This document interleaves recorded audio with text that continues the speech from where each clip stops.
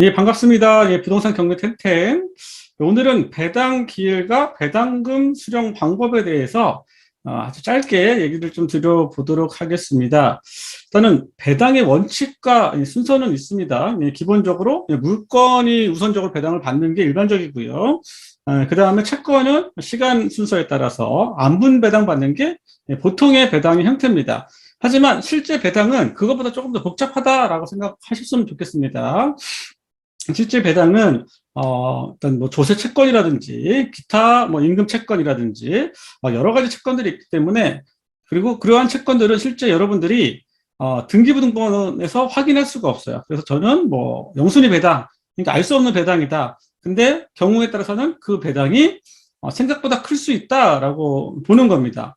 그래서 그 영순위 배당이라고 하면, 그러니까 우리가 등본상에 나와 있지 않는 배당, 그런 배당에 해당되는 것, 특히 경매 비용, 그다음에 최우선 변제 금액, 그다음에 임금 채권, 그다음에 당해세, 그다음에 법정 기일이 빠른 조세 채권, 이런 것들은 생각보다 금액이 큰 경우도 종종 있기 때문에 우리가 단순하게 뭐 등본을 보고 아니면 경매제에 나와 있는 이런 배당의 관계만 보고 이 배당 순서가 이렇게 되는구나라고 판단하기에는 좀 리스크가 있다라고 좀 생각을 합니다. 그래서 그러면은 너무 깊이 가지 말고요. 짧게 그 내용들이 뭔지만 조금 보셨으면 좋겠습니다. 민사집행법에 나와 있는 거고요. 그 다음에 이런 것들은 별도로 배당 요구가 하지 않아도 배당을 받을 수 있는 것들이 있다. 좀 내용을 한 번씩 살펴보시면 좋겠고, 전체적으로 그거를 표에서 한번 따져보도록 하겠습니다. 일단 크게 근저당권이 있는 경우 아니면 근저당 채권이 없는 경우, 그렇게 이해를 하시면 좋겠습니다. 그래서 근저당 채권이 있다라고 하면 요 7번을 주목하시면 돼요. 7번을 주목하시면 됩니다. 저당권 등 채권, 이거를 그냥 쉽게 대부분의 경우 근저당 채권이라고 봐주시면 됩니다. 그런데 우리가 흔히 말하는 말소 기준 권리가 제일 먼저 나와 있는, 근저당, 그러니까 등기부 등본상에서 제일 먼저 나와 있는 거잖아요. 그거나 또는 뭐 가압류, 보통의 경우에는 그러한 근저당권 또는 가압류가 제일 많은데, 그것들을 기준으로 살펴보자는 거죠. 그게 제일 먼저 나오면 저희는 그걸 말소 기준 권리라고 표현합니다. 근데 그 말소 기준 권리보다 더 먼저 배당을 가져가는 게 있더라는 거예요.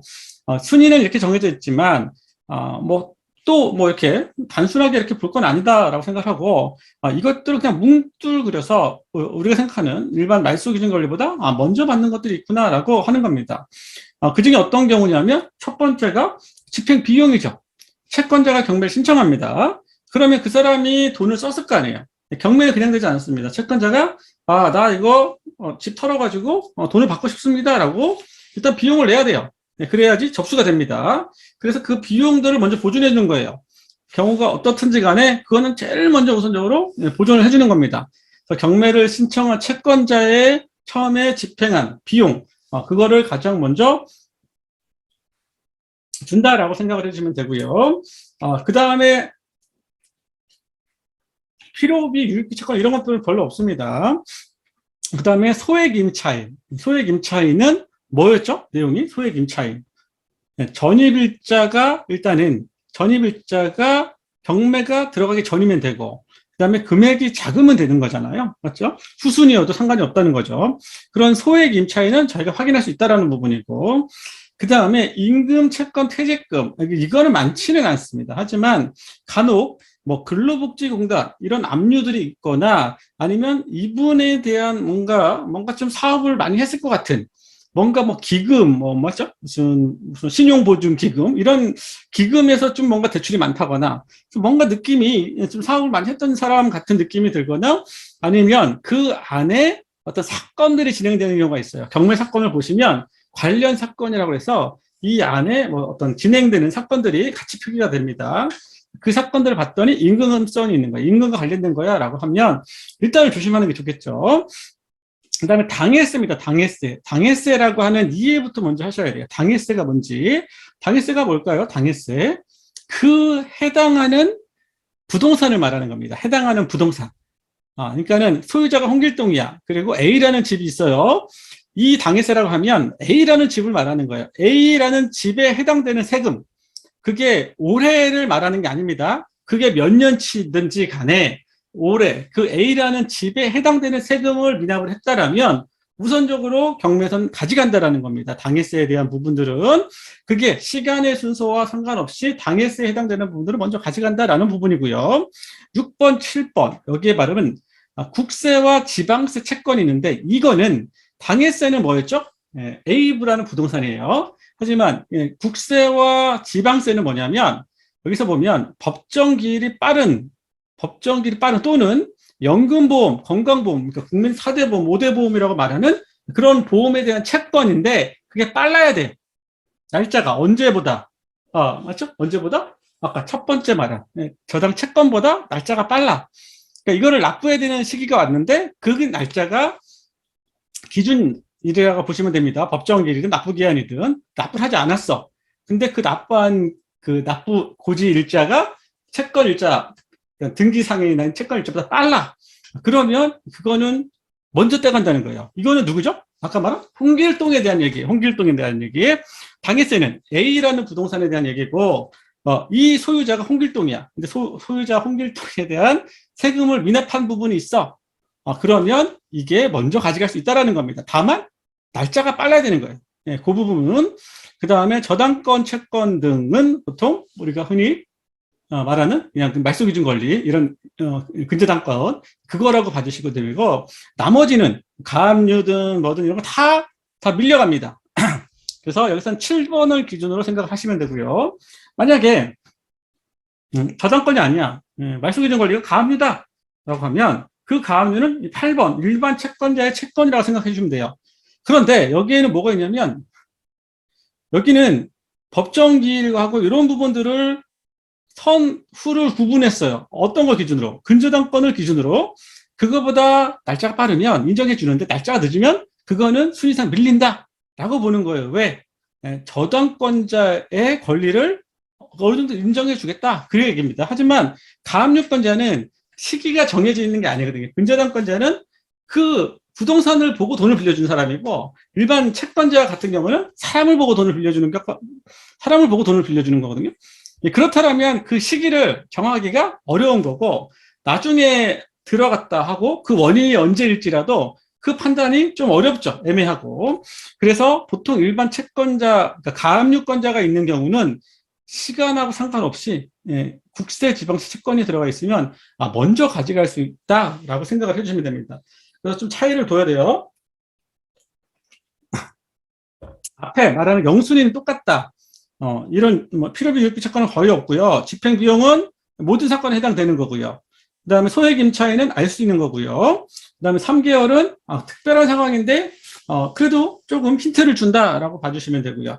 당해세는 무조건 가져가는 거다. 그리고 이게 근저당권이냐 일반 채권에 따라서 근저당권자는 시간을 구분해서 근저당보다 빠르면 그 채권을 먼저 떼어가지만 늦으면 근저당이 먼저 가져간다라는 개념이고 배당 관계상에서 그다음에 일반 가압류 채권이다 그러면 시간 상관없이 그 A라는 그러니까 그 홍길동이라는 사람이 납부하는 채권 국세든 지방세든 먼저 가져가게 된다라는 부분만 인식을 해주시면 돼요. 그래서 배당에 대한 예시를 간단히 좀 보겠습니다. 간단하게 좀 보면 이게 너무 깊이 들어가면 어려워요. 그리고 실제 여러분들이 경매를 배우는 데 있어서 그 배당 관계가 그렇게 매우 입찰하는 사람의 입장에서는 중요하지 않을 수 있다. 공부할 때는 중요할 수 있는데요. 입찰하는 관계에서는 그렇게 중요하지 않을 수도 있습니다. 다만 이제 인수금액이 따라간다라고 하는 부분은 중요하겠죠. 배당에 따라서 인수금액이 달라질 수 있고 그리고 이제 경매 물건이 여러 개가 동시에 진행되는 경우 물건 번호가 여러 개가 있는 경우에는 전체적으로 다 경매가 끝나야 배당이 진행되기 때문에 배당이 어떻게 되고 있는지 그리고 배당을 어떻게 해주는지 정도에 대한 큰 그림만 그려낼 수 있으면 된다라고 보는 겁니다. 구체적으로 배당이 어떤 식으로 가는지는 너무 좀 말 그대로 전문성이 있기 때문에 너무 거기에 집중하지 않으시면 되겠고요. 다만 오늘은 그래도 얘기를 좀 하는 거니까 잠깐만 얘기를 좀 드려보도록 하겠습니다. 잠깐만 얘기를 드려본다. 그러면 그냥 쉽게 말하면 근저당 있고 뭐 있고 교부권 있다 그러면 날짜가 늘면 순서대로 배당을 한다라고 봐주시면 되고, 아까 무슨 얘기가 있었죠? 가압류. 그러니까 N은 근저당이니까 먼저 가져갔잖아요. 하지만 가압류와 이런 세금에 대한 부분이 있다 그러면 어떻게 된다? 세금을 먼저 본다. 그 개념 정도만 이해를 하시고요. 만약에 말소기준 권리가 첫 번째 가압류가 들어갔다. 그러면 저번에 우리 지난 시간에 한번 배당에 대한 얘기를 한 적이 있어요. 그러면 한꺼번에 큰 덩어리로 보라는 거예요. 하나의 덩어리로. 그리고 나서 그 안에서 서로 움직이는 걸 봐주셔야 돼요. 서로 움직이는 거를. 그러면 원래 배당은 처음에 가압류가 뜬다 그러면 요 배당이 기본입니다. 1억이다 그러면 요렇게 나눠 가져야 돼요. 네, 그게 안분배당입니다. 어떻게? 총 금액, 배당액 곱하기 총 채권액 곱하기 그 채권액을 보는 거죠. 이렇게 배당을 하가는 게 일반적인데, 여기에는 아까 말했던 배당의 원칙, 순서 이런 것들하고 좀 빠져 있는 부분들이 있다라는 겁니다. 왜? 가압류보다 우선하는 게 뭐죠? 아까 말한 세금에 대한 부분이잖아요. 가압류는 세금을 못 이겨요. 예, 그러니까 어떻게 되죠? 요 동일한 하나의 덩어리 상에서는 가압류는 세금한테 돈을 줘야 됩니다. 얘가 우선이니까. 그러니까 여기서 정하는 건 각계 법률에서 정한 순위를 다 묶어버리는 겁니다. 그래서 가압류보다는 세금을 더 우선시 본다는 얘기예요. 그러니까 이게 하나의 지금 같은 순위 상에서 하나의 덩어리라고 한다면, 가압류보다는 세금이 우선이기 때문에 일단 가압류는 자기가 받은 안분에서 일부는 세금한테 던져줘야 됩니다. 하지만 근저당은 시간이 늦으면 뭐라고 했죠?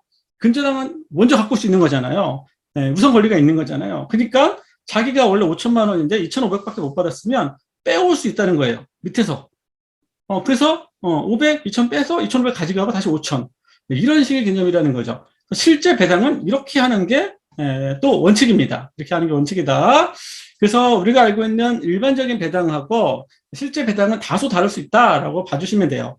다만 여기에 또 최우선 면제라든지 이런 것들이 좀 들어가면 이렇게 또 배당의 원칙은 분명히 있고요. 다만 그런 것들이 들어가면 약간의 배당은 좀 달라진다라는 정도, 그렇게만 이해를 해주시면 됩니다. 이거는 뭐 순환 배당 좀 어려운 얘기입니다. 그래서 또 헷갈려 하실까봐 좀 내용을 좀 가름을 해주시고요. 요거는 쉽게 말하면 경매를 넣는데 부동산이 두 개가 있어요. 1번 부동산, 2번 부동산.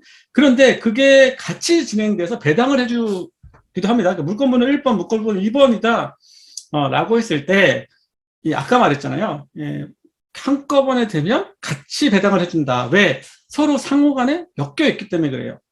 예, 그리고 A 1번, 2번 부동산을 같이 근저당을 설정했다 그러면, 그런데 1번 부동산은 임차인이 있고 여기는 또 다른 상황이 있잖아요. 세금도 각각 다를 거고.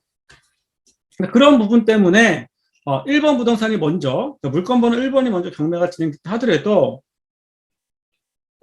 배당을 우선적으로 하지 않는다. 그러니까 다 경매가 낙찰될 때까지 기다렸다가 그에 따른 배당 순위를 정하게 된다라는 겁니다. 그래서 이 안에서도 먼저 아까 말한 영순위 배당이 있었잖아요. 임차인. 이런 거 먼저 해당해주고, 또 이 안에서도 당했어요. 여기는 임차인이 없잖아요. 그렇죠? 1번 부동산에만 임차인이 있는 거니까. 그러면 여기에서는 또 당해세가 우선이 될 수도 있고, 그런 식으로 배당이 설정된다라고 봐주시면 됩니다. 마찬가지인데 약간 다른 느낌이에요. 그래서 한번 좀 내용을 살펴보시면 되겠고요. 실제 그래서 경매 사건에 대한 배당에 대한 모습입니다. 읽어보시면 되고요. 그래서 배당표가 이렇게 짜여진다. 어떻게 배당표가 짜여지는지만 여러분들이 보시면 돼요. 너무 깊게 가려고 하지 마시고요. 배당에 대한 어떤 흐름, 스토리, 개념 그런 것들만 이해해 주시고 배당 기일을 잡아요. 배당 기일을 잡습니다.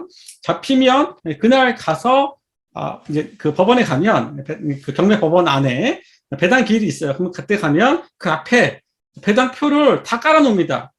깔아놓고 거기에 이제 집행관이라든지 아니면 거기 직원들이 있기 때문에 거기서 시간이 되면 뭐 사건 하겠습니다라고 얘기를 하고 뭐 이해할 사람 있습니까 없습니까 이렇게 하다가 마무리가 되는 거예요.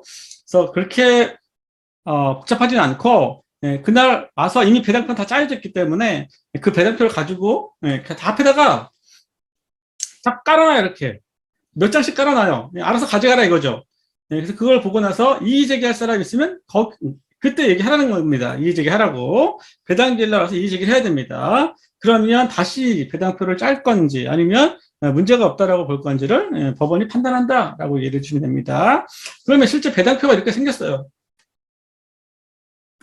지방법원 배당표, 배당할 금액, 일단 입찰한 금액이죠. 입찰할 금액, 배당할 금액이고 매각 대금, 그러니까 매각 대금이 입찰한 금액, 그 다음에 매각 대금의 이자, 이거 법원에 배당을 해주기 전까지 이자가 있을 수 있잖아요.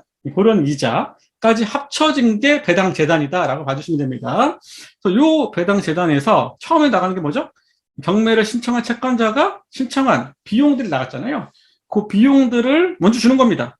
그리고 그 비용을 뺀 나머지 실제 배당 금액을 선정을 해서 이거를 순위별로 나눠줍니다. 그래서 먼저 나와 있는 게 뭐죠? 땡땡 세무서.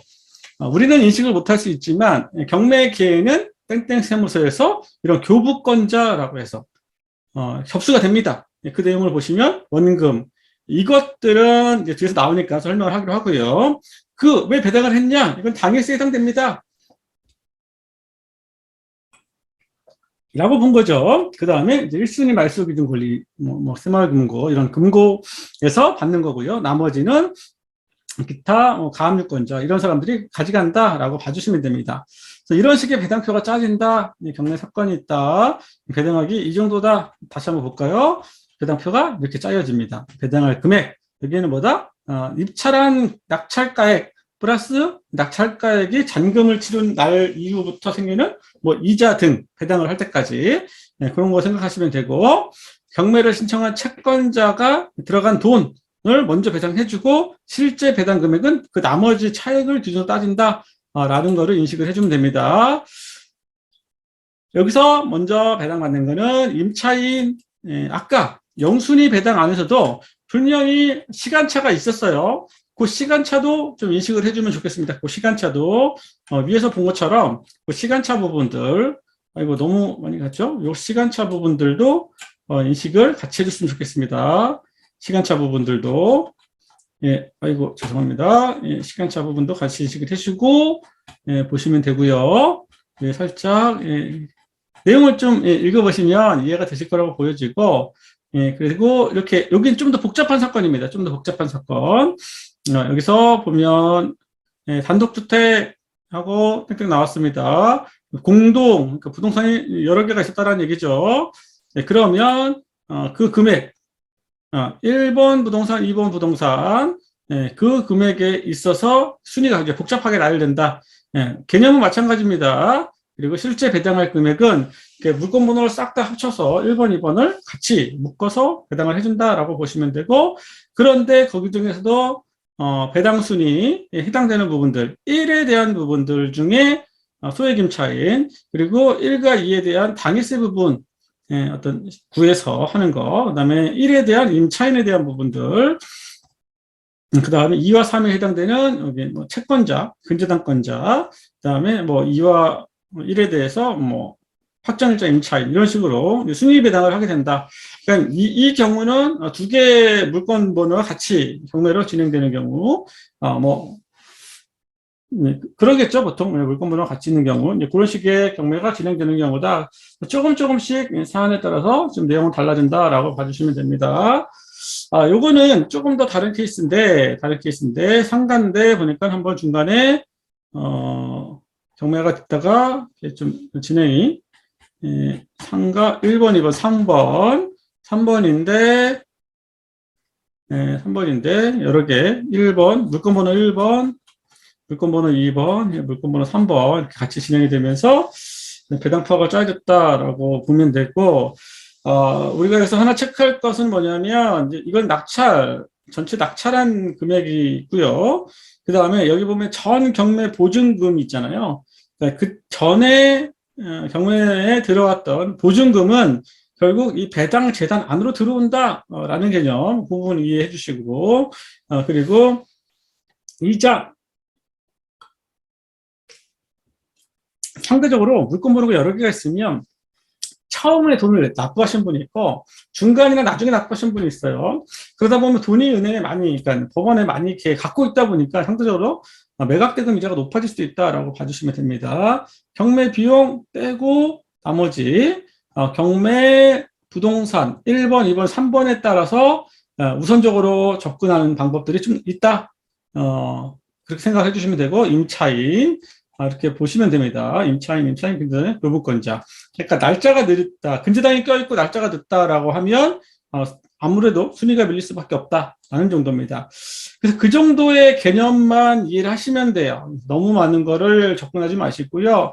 전체적인 배당을 어떻게 하는구나, 배당 기일에 뭘 하는구나, 배당의 순위가 물건, 그러니까 근저당권자와 채권의 경우 다를 수 있구나라는 부분, 그리고 배당표는 이렇게 작성이 되는구나, 거기에 먼저 가져가는 것들이 있고, 그리고 경매 비용이나 아니면 이자 부분들 이런 것들도 포함이 되고, 그러니까 경매에서 만약에 입찰을 했는데 보증금을 납부하지 않았다 그러면 그거는 경매 재단으로 들어가는구나, 이런 부분들을 생각해 주시면 됩니다.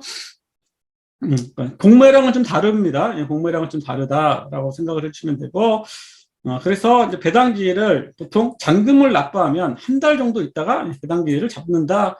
라고 하면 여러 가지 비용에 대한 부분들을 계산하고, 그다음에 본인이 경매 채권자다, 그리고 경매를 신청했다 그러면 이 채권 계산서를 본인이 제출하는 겁니다. 법원에서 제출하는 게 아니에요. 본인이 내가 원금이 얼마고 이자가 얼마고 뭐 기타 비용이 있었다, 그래서 이거를 청구해 달라라고 청구를 하는 겁니다. 그럼 법원이 봐서 그 내용이 타당하다 그러면 그렇게 배당을 해주고요. 좀 뭔가 이상하다 그럼 다시 쓰라고 합니다. 그런 보정서를 이렇게 다시 제출하라, 이렇게 내고요. 그러면 다시 계산을 다시 좀 해서 채권 원금에 대한 어떤 권리라든지, 그리고 그에 따른 이자, 그리고 이자가 과연 법정이자나 이런 당초에 계약된 이자에 수익을 했는지, 이런 거에 문제가 없는지 따져보고 나서 배당을 해준다라고 봐주시면 되고요. 그러면 법원에서 배당을 받을 사람한테 배당 기일 통지서를 준다라고 이제 줍니다. 그래서 배당 기일 통지서 오셔가지고 돈을 받아라. 그래서 여기 좀 내용을 보면 임차인을 제외한 채권자는 채권의 원금 및 이자, 그다음에 부대채권 집행 비용을 적은 계산서를 통지서를 받고 일주일 안에 법원에 제출해라. 그리고 채권 계산서 양식은 뭐 다음과 같다, 라고 쓰는 겁니다. 나머지도 참고해서 보시고요. 그다음에 임차인이 배당금을 수령하려면, 임차인입니다. 원본 갖고 와라. 그다음에 뭐 주민등록 등본 또는 초본, 그다음에 뭐 임대차 현황, 그다음에 뭐 매수인, 그러니까 낙찰자한테 받은 인감이 그 어떤 퇴거 확인서, 내가 저걸 줬다, 그걸 끊어달라라고 하는 거죠. 그다음에 매수인의 인감증명서를 받아서 배당기일에 제출해야 된다. 그러니까 낙찰자, 최고가 매수인한테 내가 저걸 넘겼으니까 나한테 배당을 해달라, 그 얘기입니다. 그런 임차인이 배당을 수령하려면 그렇게 해줘야 된다라는 거죠. 그 다음에 임금 채권을 받는다 그러면 이 기준에 따라서 소명할 수 있는 내용들을 받아갖고 제출해라라는 겁니다. 대리인이다 그러면 당연히 쓰겠죠. 법인이다 그러면 쓰는 부분이 있겠죠. 이의 제기한다 그러면 기타 내용들이 있다. 이런 부분들을 한번 좀 읽어봐 주시면 도움이 될 것 같습니다. 이 부분은 이제 법원에서 배당기일 잡힐 때 배당을 받을 사람한테 보내지는 내용이기 때문에 그 부분을 한번 참고해서 읽어봐 주시면 되고, 채권계산서는 원금과 이자, 그다음에 기타 비용이 있으면 같이 해서 내라라고 이렇게 써서 내라는 얘기입니다. 그 다음에 아까 요 내용도 한번 좀 꼼꼼히 읽어봐 주시면 이런 내용들을 분명히 쓰고 제출을 하라는 얘기죠. 그리고 나서 뭐 이제 배당기일 통지서, 언제까지 대금을 지급하고 뭐 배당을 해라, 날짜 와서 해라, 대금 납부하고 언제까지 해라, 이런 얘기입니다. 그리고 이제 채권계산서 제출하는 방법입니다. 그래서 원금이 내가 얼마를 빌려줬는데 못 받았다, 아니면은 이 부동산에서 담보로 내가 얼마를 빌려줬는데 못 받았다, 그리고 못 받은 날짜부터 경매 기일까지, 맞죠? 배당 기일까지 내가 얼마큼의 이자 또는 뭐 연체이자 이런 것들을 적어서 이자까지 포함하고 그 뒤에다가 백자료를 넣어줘야 됩니다. 이렇게 백자료를. 그래서 뭐 채권 번호가 있다 그러면 넣어주시고 원금, 그다음에 이자 계산일. 그러니까 저는 이제 엑셀 파일로 주로 많이 했는데요. 엑셀 파일로 해서 날짜, 시작일과 종료일, 일수, 요일과 이자 금액들을 정해서 이렇게 하면 되고요. 그래서 이자는 이렇고 원금은 이렇다. 그러니까 요거 이만큼 배당해 주세요. 내 채권 최고액이 이만큼인데 이만큼 배당해 주세요. 그 얘기를 하는 겁니다. 그러니까 먼저 언제죠? 통지서가 날라온 다음부터 일주일 안에 내라는 거잖아요. 그리고 실제 배당은 한 4주 있다가 하는 거잖아요. 그렇죠? 이렇게 차이가 있기 때문에 이제 법원에서 충분히 그 내용들을 검토하겠죠. 법원에서 충분히 그 내용들을 검토할 겁니다. 그래서 배당을 해준다. 그리고 만약에 계산한 거에 이상이 있다 그러면 법원에서 다시 내라 이렇게 연락이 옵니다. 그 다음에 이제 일반 가압류 채권자다 그러면 일단은 판결을 확정 판결을 받아야 된다. 그래서 판결을 받아서 확정이 됐으니까 그리고 그 확정에 대한 판결 정본을 제출할 테니까 나한테도 돈을 달라 이제 그 얘기입니다. 그래서 배당금을 받으려면 이런 신분증이나 이런 것들을 들고 가셔야 되고 대리인은 당연히 대리 관계를 들고 오셔야 되고 그다음에 이제 양식이 좀 있다. 그래서 배당 절차에 대한 안내문 이렇게 이제 그날 와서 이렇게 하니까 니네들이 이렇게 해달라라는 얘기고 배당표가 이렇게 짜여져 있으니까 와서 보시고 이상이 없는지 있는지 확인을 하고 나서 이상이 있으면 얘기해 달라라는 겁니다. 이거는 이제 인도 확인서라고 해서 아까 이제 그 임차인이 일단 돈을 받아야 되잖아요, 맞죠? 소액 보증금이든 아니면 이제 임차인 보증금이든 그걸 받아야 되면 원칙적으로는 집을 빌려주고 최고가 매수인한테 인도 확인서와 이 내용을 받아 갖고 들고 가야 되는 거예요. 원칙적으로는. 근데 뭐 서로 내가 먼저 이걸 아직 난 인도하지 않았는데 뭐 안 끊어줄 수 있고 끊어줄 수 있고 그런 상황이 있을 수 있기 때문에 뭐 보통은 먼저 끊어줍니다. 끊어주고 나서 돈을 받으면 그 돈을 받아서 나가는 거죠. 그래서 뭐 서로 또 불안하기 때문에 이제 이러한 여러 가지 같이 움직이기도 하고 상황에 맞게 좀 움직이는 것 같습니다. 일단 난 돈을 받고 나가야 된다 그런 사람이 있고 먼저 나가고 확인서 받으면 먼저 나가고 그렇게 하시는 분도 있고 좀 차이가 있었던 것 같습니다. 그래서 이제 그거를 들고 가서 내가 얼마를 받아야 되니까 이거를 받게 해주세요라고 이런 명령서나 이런 것들을 제출하면 은행에 가서 그 법원에 있는 은행 또는 이런 출급하는 곳이 있습니다. 그래서 해달라고 하면은 환급 신청서 제출하고 하면은 법원에서 이제 뭐 계좌로 보낼 건지 뭐 할 건지를 다 보내주고요. 그 아까 말한 이제 경매를 이제 채권자가 넣었잖아요. 그 채권자가 는 그 비용은 얼마나 되느냐. 이제 그 부분은 법원에서 알려줍니다. 그리고 네가 원래 790만 원을 냈어야 되는데 네가 좀 덜 낸 것도 있다 그러면 덜 낸 거 빼고 네가 아무튼 낸 거는 요 돈이니까 다시 요것만 돌려줄게 뭐 그런 개념입니다. 그래서 그게 아까 그 경매 비용에서 우선적으로 차감이 된다라고 이해를 해주시면 좋겠습니다. 그 다음에 만약에 제가 근저당 채권액이 뭐 1억이다. 근데 이번 경매건으로 인해서 5천만 원만 받은 거예요. 그러면 그 나머지 5천만 원은 날리는 거냐? 그렇지 않습니다. 그러면 보통은 위에서 계산서 제출하면서 부기 및 신청서를 제출합니다. 제출하고 그 이제 원본 있잖아요. 그 원본에다가 도장 같은 걸 찍어줘요. 일부는 얼마큼 배당을 받았고 그 다음에 나머지는 얼마큼 있다라는 것들을 좀 이렇게 찍어줍니다. 그거를 해달라는 얘기예요. 그래서 내가 배당금 연수가 얼마 받았고 그러니까 쉽게 말하면 단전 채권이 얼마큼 남아있다라는 거죠. 1억에다 5천만 원 배당 받았다? 그럼 5천만 원 남은 거를 살려야 될 거 아니에요. 그래서 살려달라고 신청하는 겁니다. 그러면 나중에 다른 홍길동의 다른 재산에서 나중에 아니면 홍길동이 나중에 재산이 생기면 나중에 다시 청구를 하는 거죠. 그래서 경매가 끝났다고 그 사람의 채무관계가 끝나는 건 아니다. 그렇게 생각을 해주시면 됩니다.